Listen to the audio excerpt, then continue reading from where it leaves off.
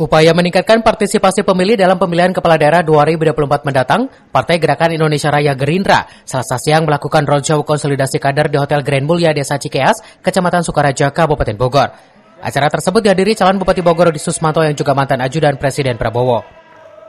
Ribuan pengurus DPC, PAC, dan anak ranting Partai Gerindra se-Kabupaten Bogor selain menggelar konsolidasi kader juga membentuk tim pemenangan Rudi Susmanto calon Bupati Bogor periode 2024-2029.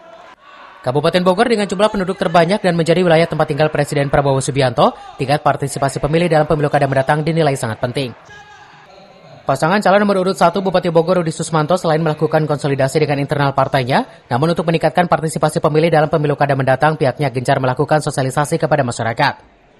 Tidak hanya bertarung untuk memenangkan Pilkada 2024 mendatang, Rudi Susmanto yang juga Wakil Sekretaris Jenderal DPP Partai Gerindra tersebut mengaku terus melakukan sejumlah upaya untuk meningkatkan partisipasi pemilih di Kabupaten Bogor dengan menggerakkan seluruh elemen masyarakat.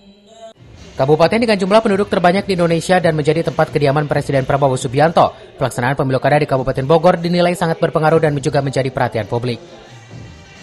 Melaksanakan kembali survei dari beberapa lembaga survei, salah satu lembaga survei Indonesia, dan DB Venus, pertanggal kemarin setelah kita melakukan debat paslon terbuka yang pertama, kami melakukan survei ulang kembali terkait kontestasi pemilu kepala daerah Kabupaten Bogor dan pemilihan Gubernur Jawa Barat untuk wilayah Kabupaten Bogor.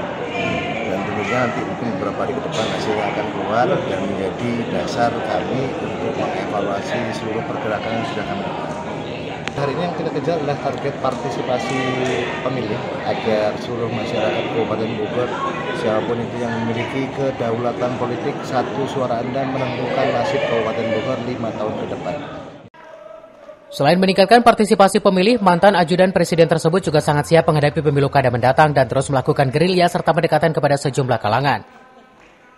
Dari Sukaraja, Kabupaten Bogor, Suhanda Abriji melaporkan.